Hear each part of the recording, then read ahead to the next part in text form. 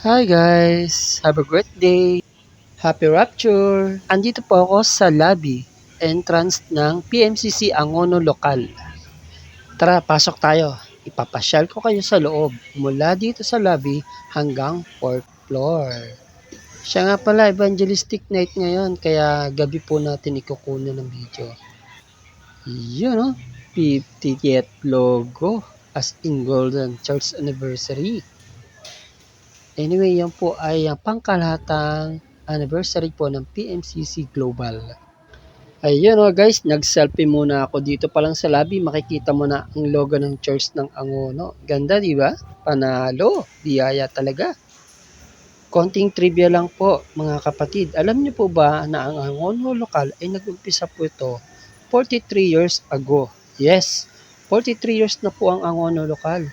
Sino makapag-aakala na nagsimula lang ito dati sa isang extension? Kung hindi ako nagkakamali, ay doon po sa bahay po ng mga Sonyo family. Nagsimula sa maliit na silong ng bubong, walang semento, puro lupa lang. At biyaya talaga at pinagpala ang mga kapatid at ang lokal ng Angono. Ngayon ay isa na siyang malaking building. Dito muna tayo sa second floor. Ayan guys, tignan nyo po ang directory ng mga locals ng PMCC Port Watts nationwide at global. Ayan po sa Naga City at sa Legazpi City. Yan po yung mga lokal. At kung titignan nyo po, lahat po yan, ang lalaki ng building. Lahat halos yan, nagsimula lang sa extension, biyaya. At ngayon, meron pang Maranatha Christian School. Dito na tayo ngayon sa third floor guys. Ito na po pala yung worship hall nila. Dito po ginaganap ang service, ang pagsamba tuwing araw ng linggo. Siya nga pala, hindi tayo pwedeng umakyat sa 4th floor kasi under construction pa po ang 4th floor. Ayan guys, ito po yung mga kapatid sa Angono. Napaka-chirper po nila. So medyo maaga pa kaya hindi pa nagsisimula ang gawain. Kamustahan ang mga kapatid, konting kwentuhan at kamustahan. Grabe talaga ang biyaya ng Panginoon, hindi masukat akalain na ganito kalaki ang service hall sa Angono. Na dati-rati naungupahan lang. Pero ngayon may sarili ng lote at sariling building. Sanctuary pa lang, grabe biyaya.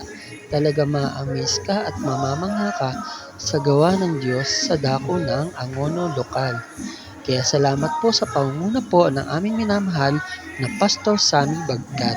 At higit sa lahat sa ating pamunuan ng buong iglesia sa ating apostol Arsenio Tan Periol. Purihin ng Panginoon.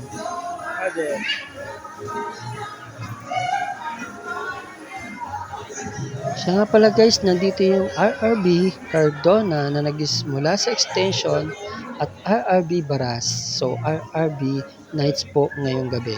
So kwentuhan muna, konting practice at picturan ang mga kapatid na matagal nang hindi nagkita dahil may kanya-kanya na silang extension.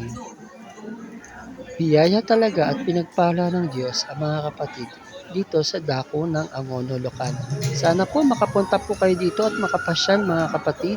Welcome po kayo dito sa Angono Rizal.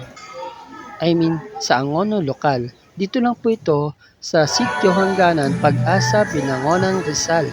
Sa boundary lang din po yan ng Angono, dulo ng Public Market Angono Rizal. O pwede nyo rin ipagtanong ang Maranatha Christian Academy. Hello guys, yan guwapo. Char.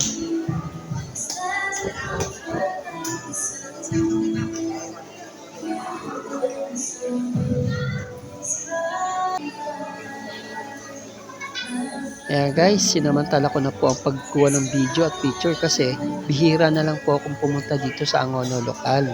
Kaya guys, malapit na magsimula yung gawain kasi merong special presentation ang RRB ang Cardona at RRB Baras. So ayan, taking picture na po kami at selfie. So ang special presentation, sayawan ng Youth Department at kantahan ng mga Adult Department.